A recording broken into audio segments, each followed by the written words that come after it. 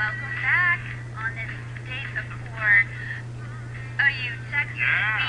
We're going to get to a report out in the field in just a few minutes, but first we have Dr. Gary Conrad. He has written a book called Oklahoma is Where I Live. It's a great collection of short stories about all things Oklahoma, and he joins us now. Welcome. Well, I'm glad to be here. Thank you. Well, tell us, you're actually an MD, and this is something that you kind of have as a hobby, and you've been doing for years, right? Well, that's true. My first book was actually called The Lost Trilogy, and involved my wife and I making a trip to Tibet back in 2008 to do research for the book. And I discovered then I love writing, and I have a wonderful editor who's agent, but she refuses to let me tell you her age. It's one of those things. But with the editors and with Tincture of Time, it's been a really wonderful hobby, and someday maybe more than that. Now, tell us about this book. Now, I know it's short stories, all taking place in about Oklahoma. So, who are some of the people that wrote the short stories, and where do they come from? Well, I wrote them all. You wrote them all. They're all your short stories. I love that. That means you must have led a pretty interesting life. I've had a very interesting Yeah. life, and there's a lot of wonderful stories about different parts of my life.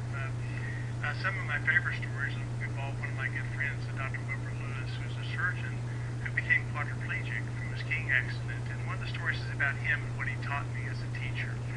And there are other stories about childhood stories about times in the country in Guthrie, Oklahoma.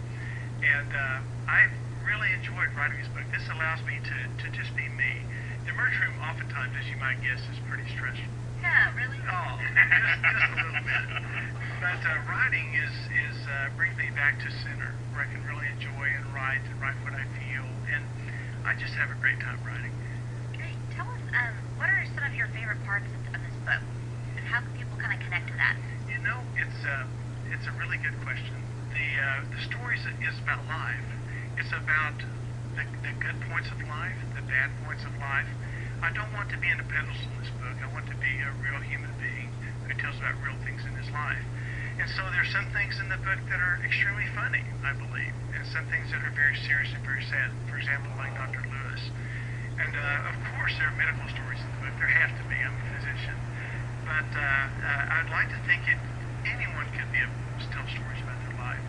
It just so happens I have the time and energy to write about my experiences.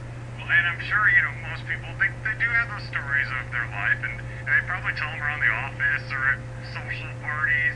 Is there one that you have been really looking forward to actually putting in print for people to read? Yes, probably the closest story to my heart is the story called The Story of a Grandparent's Love.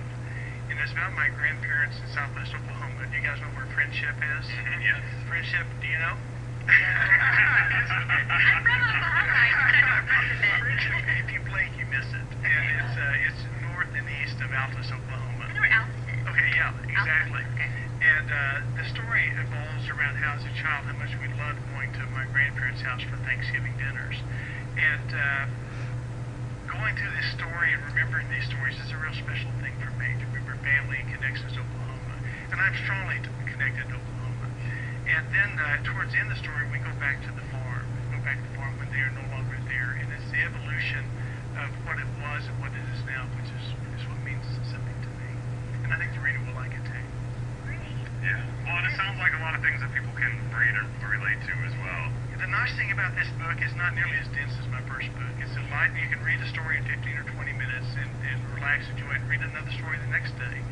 And so, yes, it's easy to read, quick to read, and we're doing a book signing at Full Circle, as you know, this coming Sunday at 2 o'clock. We're really looking forward to presenting the book there. Okay, it's exciting stuff going on here. We are going to give a free book away to someone. Really? This is being given away? Yeah. Yeah. I mean, if you don't mind. No. I'm good with it. All right. We'll give it away right now. How about we do, what do you say, caller number 3? Caller number 3? Sure, why not? People can see it? 470-0993, and we'll give it away to caller number 3. Oh, how exciting that is. Yeah, start